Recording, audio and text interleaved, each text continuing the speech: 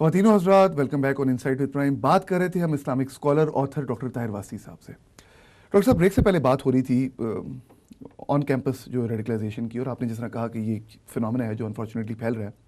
اب اس فنومنا کے پھیلنے میں اس کی جو ڈائریکٹ ریلیونس ہے، اس میں جو ڈائریکٹ جو کنٹریبیوشن ہے وہ کن فیکٹرز کی ہے؟ کیا جو اسلامک سوسائٹیز ہیں، یو سی ایل کی بھی میں نے اپنے پچھلے شو میں بھی کوٹ کیا تھا، یونیورسٹی کالج لنڈن کی جو اسلامک سوسائٹی ہے وہ اس سینس میں کافی ان پہ کچھ کنٹروورسی رہی ہے کہ وہ جو ہے اس کے حوالے سے ان کا ایک ویو ہے کہ وہ اپنے اس انتہا پسندی کو کسی حد تک پروموٹ کرتے ہیں.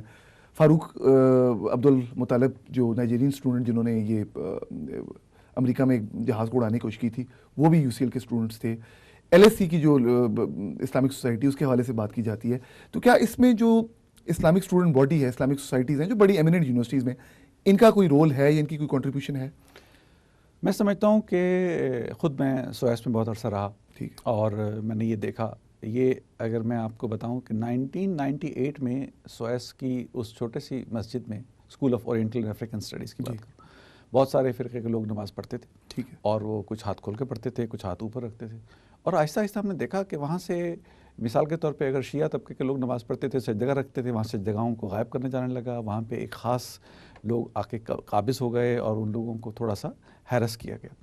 اسی طرح باقی یونیورسٹیز میں ہونے لگا. ایک ایکٹیو مائنورٹی نے تمام یونیورسٹیز کے اسٹوڈنٹس میں اسلامک آرگنائزیشنز کو اس طرح سے ہوسٹیج کیا ہوا ہے، اور اس کی بنیادی وجہ فنڈنگ ہے. دیکھیے، ایک تو ایک فنڈنگ بہت زیادہ ہے، میں نام نہیں لیتا ان ممالک کا، بہرحال کچھ ممالک سے خاص طور پہ فنڈنگ آتی ہے. اور جیسے کہ میں آپ سے عرض کر رہا ہوں کہ یہ تمام لوگ جو یہ ہوسٹیج بنا رہے ہیں، یہ ایک خاص مکتبہ فکر سے تعلق رکھتے ہیں. اور چونکہ یہ ایک خاص مکتبہ فکر سے تعلق رکھتے ہیں، تو میں کہتا ہوں اس قاتل سے، جس نے لی ڈرمر کا قتل کیا، امریکہ کے 9/11 تک جن لوگوں نے ٹیررزم میں حصہ لیا اور ٹیررزم کمٹ کیا، وہ تمام لوگ ایک مکتبہ فکر کے لوگ ہیں. اور وہ بہت مائنورٹی کا مکتبہ فکر ہے، لیکن بدقسمتی سے چونکہ اس مائنورٹی کو جو فنڈنگ ہو رہی ہے وہ خلیجی ممالک سے ہو رہی ہے، وہ ان اسٹیٹ سے ہو رہی ہے جن کے پاس بہت پیسہ ہے، تو وہ بہت فنڈ کرتے ہیں اور ان لوگوں کو بہت وہاں پہ. مجھے یاد ہے یو سی ایل میں مجھے بلایا تھا ایک لیکچر کے لیے. تو جب انہیں پتہ لگا کہ ہم وہاں پر بات جو ہے بلاسفیمی کے متعلق کرنا چاہ رہے ہیں، ایکسپلور کرنا چاہ رہے ہیں، اور رسالت مآب صلی اللہ علیہ وآلہ وسلم کے حساب سے گفتگو کرنا چاہتے ہیں کہ کوئی شخص ایسی جرات ہی نہیں کر سکتا کہ رسالت مآب صلی اللہ علیہ وسلم کی بلاسفیمی ہو سکے، لیکن اس کے لیے لوگ وہاں پر شامل ہونے کے لیے نہ آ سکے.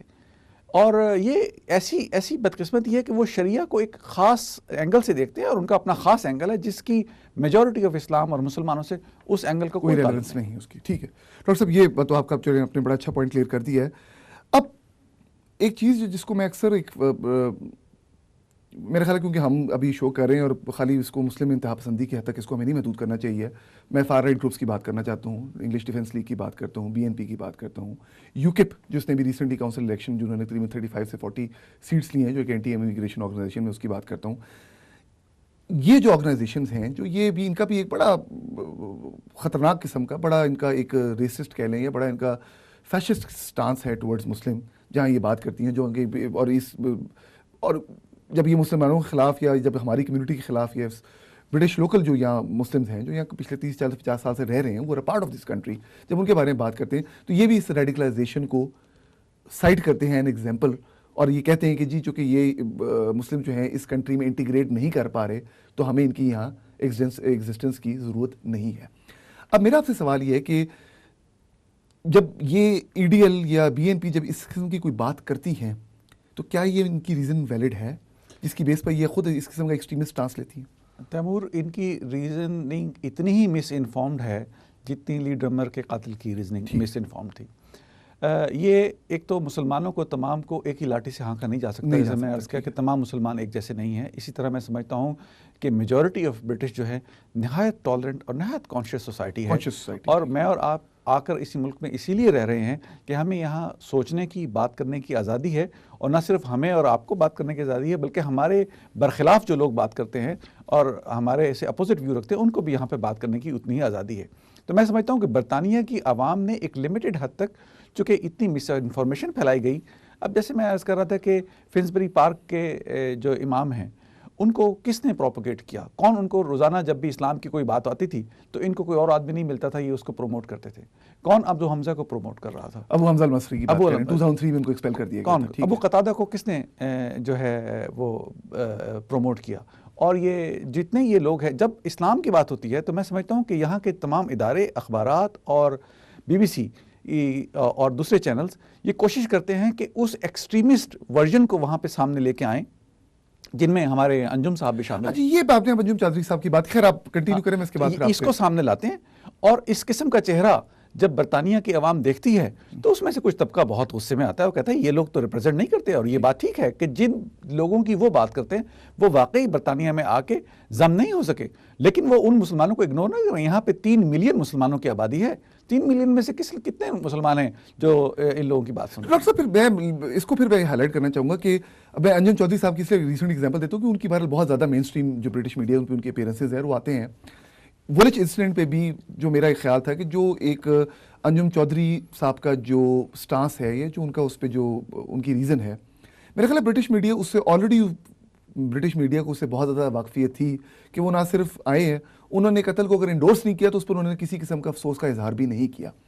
اور یہ چیز جو برٹش مین اسٹریم میڈیا ہے، جو ان کی اسٹیبلشمنٹس ہیں، ان کے اخبارات ہیں، بڑے TV چینلز ہیں، جب وہ اس بات سے پوری طرح واقف ہیں کہ ان صاحب نے آ کے یہی بات کرنی ہے اور اس بات سے ایک فیئر، مزید ایک ہیٹریٹ کی، نفرت کی فضا پھیلے گی، تو اس قسم کی شخصیات کو کیوں اکوموڈیٹ کیا؟ یہی تو میں عرض کر رہا ہوں. کیا اس کے پیچھے کوئی سینسٹر ایجنڈا ہے؟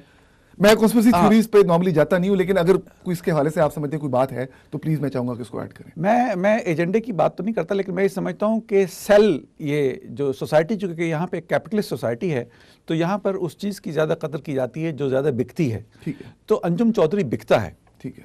اور بائی دی وے یہی آرگیومنٹ ہم انگلش ڈیفینس لیگ کے بارے میں بھی کر سکتے ہیں، کیونکہ ان کے بھی جو ممبران ہیں، ان کے بھی جو ریپرزینٹیٹیوز ہیں، وہ بھی اس کی ہی وہ کہنا چاہیے کہ ریگولیرٹی سے، باقاعدگی سے ان کو میڈیا پہ اسپیس دی جاتی ہے. تو وہ بکتا ہے. یہ ایک ایکسٹریم رائٹسٹ ویو ہے، اس کو لوگ غور سے سنتے ہیں اور اس کے سننے کے بعد مسلمانوں کے بارے میں اوورال ایک برا ویو پیدا ہوتا ہے. لیکن اگر یہ ماڈریٹ مسلمز کو لے کے آئیں، اگر ان لوگوں کی بات لے کے آئیں جو اس کے خلاف ہیں، بے شمار صوفی مسلمان ہیں یہاں پہ، بریلوی مسلمانوں کی یہاں پہ اکثریت ہے، لیکن بدقسمتی سے ان لوگوں کو سامنے نہیں لایا جاتا. بے شمار ہمارے انگلش بولنے والے لوگ ہیں جو آ سکتے ہیں اور اپنی بات کر سکتے ہیں، لیکن ان لوگوں کو نہیں لایا جا سکتا. ہمارے بڑے اچھے پروفیسرز ہیں، مانچسٹر یونیورسٹی میں ہیں، برمنگھم میں ہیں، مڈل سیکس میں ہیں، ایکسٹر یونیورسٹی. ماڈریٹس کو آپ سمجھتے ہیں کہ اکوموڈیٹنگ میں سمجھتا ہوں جو اسلام کے تمام اسکول آف تھاٹس کو جانتے ہیں اور اس کے بنیاد پر بات کر سکتے ہیں. ابھی کچھ دن پہلے انجم چودھری صاحب نے ایک جلوس نکالا ایج وے روڈ پہ، تو میرا چونکہ آفس وہیں ہے، میں باہر نکل کے آیا، 2 ڈزن 24 لوگ گن کے میں آپ سے بتا رہا ہوں، اس سے زیادہ وہ لوگ شامل نہیں تھے ان کے ساتھ. تو 24 لوگ جس آدمی کے ساتھ ہوں، 2 ڈزن لوگ، اس کو میڈیا پہ ٹائم ملے، اس کو ہر اخبار کور کرے، اس کا نام ہر جگہ لیا جائے، اور وہ تمام لوگ جن کو یہ ریجیکٹ کرتے ہیں، انجم چودھری کو جو ریجیکٹ کرتے ہیں، ان کا کوئی ریپرزینٹیٹیو کسی ادارے کو، میڈیا کو نہ ملی، تو ایک افسوسناک بات ہے. تو پھر جب میرا ڈاکٹر صاحب پھر اس میں بڑی انٹرسٹنگ جو ایکویشن وہ یہ آتی ہے کہ ایک طرف کیا یہ جو اگر انجم چودھری، یا میں خالی بات انجم چودھری کی نہیں کرنا چاہ رہا، کیونکہ obviously picture coin always has 2 sides. میں بات کرنا چاہ رہا ہوں ایڈیل کی بات کرنا چاہ رہا ہوں، BNP کی بات کرنا چاہ رہا ہوں. جب اس طرح کی آرگنائزیشنز کو، یا انجم چودھری جیسے جو ہارڈ لائنرز ہیں، جب ان کو اسپیس دی جاتی ہے، تو کیا فریڈم آف ایکسپریشن کے نام پہ یہ چیز ایکسیپٹیبل ہے؟ دیکھیے، میں سمجھتا ہوں کہ فریڈم آف ایکسپریشن کے نام پر احتجاج کرنے کی جو اجازت ہے وہ تو بہت ضروری ہے، کیونکہ برٹش گورنمنٹ ایک طرف ٹالرنس کو بھی پروموٹ کرتی ہے، ہیومن ویلیوز کو بھی پروموٹ کرتی ہے، انٹیگریٹی کو بھی پروموٹ کرتی ہے. ایک طرف آپ جو ہیں وہ دنیا میں تمام کے جو ہیومن رائٹس ہیں ان کو پروموٹ کرتے ہیں. کسی بھی کنٹری میں کوئی ظلم ہو رہا ہے، وہاں کوئی سول وار ہوئی ہے، اس کے امیگرینٹس کو بھی آپ انڈورس کرتے ہیں. ایک طرف تو آپ یہ بھی کر رہے ہیں، اور دوسری طرف کیا آپ یہ جو 2 مذہبی ایکسٹریمسٹ ہیں ان کو بھی آپ اسپیس دے رہے ہیں؟ تو یہ کیسا تضاد ہے؟ یہ کیا پیرل سلسلہ ہے جو چل رہا ہے ساتھ ساتھ؟ جیسا کہ میں عرض کر رہا تھا، آپ کو معلوم ہے کہ آج کل انجم چودھری صاحب پر پابندی لگائی گئی ہے BBC میں، اور اس کے خلاف بہت کچھ ہو رہا ہے، آ گیا ہے. میں سمجھتا ہوں کہ یہ ایک پابندی بہت لیٹ لگائی گئی ہے، لیکن یہ پابندی اس بات کی نہیں ہے کہ انجم چودھری کے ویوز کو نہ بتایا جائے. انجم چودھری کے ویوز کو بتانے کا اتنا ہی حق ہے جتنا مجھے اور آپ کو اپنے ویوز کو بتانے کا حق ہے. لیکن یہ بات ساتھ بتانے کا حق ہے کہ انجم چودھری مسلمانوں کو ریپرزینٹ نہیں کرتا. جیسے کہ میں نے پہلے کہا تھا، میں خود، کوئی شخص مسلمانوں کو ریپرزینٹیو کرنے کا دعویٰ مت کرے. وہ سٹیزنز کو ریپرزینٹ کر سکتا ہے، مسلمانوں کو ریپرزینٹ نہیں کر سکتا، چونکہ اسلام ایک مسلمان کا اپنے پروردگار سے ایک روحانی رشتے کا نام ہے، اور اس کا کسی تیسرے آدمی سے کوئی تعلق نہیں ہے. وہ ایک روحانی سی چیز ہے، اور وہ ایک ذاتی سا معاملہ ہے، اس کا اس قسم کی سیاست سے کوئی تعلق نہیں۔ اچھا ڈاکٹر صاحب، تھوڑا سا جو برٹن میں جو پرومیننٹ جو مسلم آرگنائزیشنز ہیں، مسلم کونسل آف برٹن ہے، اسلامک سوسائٹی آف برٹن ہے، یہ بھی جب اس طرح کے جو ہیں وہ ناخوشگوار اور افسوسناک واقعات جب آتے ہیں تو آ کے اس کو کنڈیم کرتی ہیں، مذمت کرتے ہیں اس کی بری طرح۔ آپ بھی کافی عرصے سے اس ملک میں ہیں، پچھلے 25-30 سال میں جب سے یہ آرگنائزیشنز بنی ہیں، یہ ایکٹیو ہوئی ہیں، آپ نے ان آرگنائزیشنز کو، ان کی جیسی اور جو دوسری جماعتیں ہیں، ان کے رول کو آپ نے کیسا دیکھا ہے in terms of bridging gap between the mainstream British society and the minority Muslims society cohesion کی بات کر رہا ہوں؟ دیکھیے، ہم بریک کی طرف جا رہے ہیں، میں چاہتا ہوں کہ جواب تھوڑا سا مختصر رکھیے۔ ٹھیک ہے، میں سمجھتا ہوں کہ بریجنگ گیپ تو ان کے لیے مشکل تھا، ان آرگنائزیشنز کے لیے، چونکہ یہ خود اپنے لیے ہی کام کر رہی ہیں۔ اور جب تک آپ کا باہر کی عوام سے ریئیکشن نہیں ہوگا، آپ ان کے ساتھ ملیں جلیں گے نہیں، آپ ان کے اسکولوں میں نہیں جائیں گے اس طرح سے، تو ایک چیریٹی کے طور پہ بہت اچھا کام کر رہے ہیں اور مسلمانوں کے لیے کام کر رہے ہیں۔ لیکن میں سمجھتا ہوں کہ آپ کہیں انٹیگریشن کے لیے کچھ کام ہو رہا ہے، تو میری ذاتی رائے ہے کہ کلچرل انٹیگریشن کی بات شاید وہ کوئی ایسا خاص تو کام کیا نہیں یہ ہے۔ اپنے آپ کو برٹش مسلمانوں کے ریپرزینٹیو کہلانے کے حق بجانب ہیں؟